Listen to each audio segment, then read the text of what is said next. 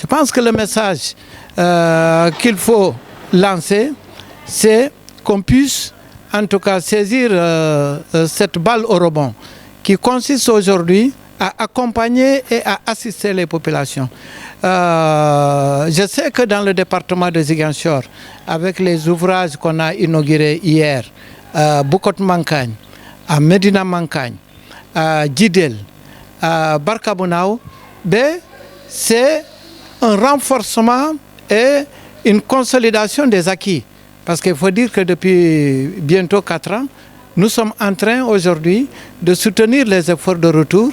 Ce reste avec les actions de sécurisation qui ont été menées depuis 2021 à partir de Bissine jusque dans le Kagit. Donc, tout le monde aspire à la paix. Tout le monde veut être accompagné. Et c'est dans cette dynamique-là que je m'engage avec ces organisations-là. Mais ce qui m'a beaucoup frappé aujourd'hui, c'est les inaugurations qui ont été faites dans la zone de Djouloulou, particulièrement dans le village de Barakessé.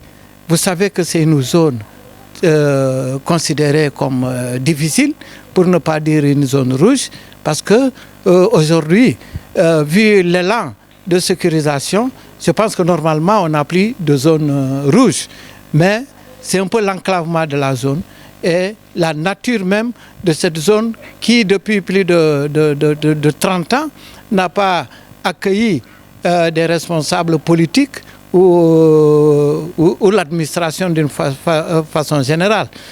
Nous sommes allés dans ces zones très reculées, où le besoin s'est fait très simple. Oui, vous savez que depuis 3 ans, j'ai beaucoup accéléré le processus de développement, surtout la mise en place des infrastructures dans le département de Ziguinchor, parce que je suis député du département de Ziguinchor. Donc il fallait rendre la monnaie à nos populations, mais aussi j'étais convaincu qu'on ne peut pas développer la Casamance sans, en tout cas, soutenir les efforts de retour des populations déplacées. On peut avoir la paix, on doit avoir la paix avec ces gens-là.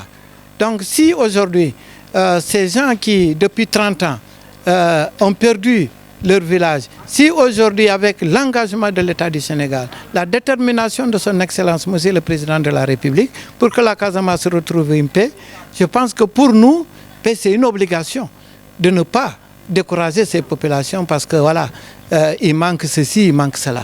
Ce qui fait que dans tous les villages, en tout cas du département de Ziguinchor, j'ai mis avec mes partenaires des infrastructures d'accès à l'eau potable pour que ces villages-là puissent en tout cas être reconstruites, mais aussi que les infrastructures communautaires de base comme les écoles et les postes de santé et même les projets économiques comme les blocs maraîchers des femmes puissent avoir de l'eau.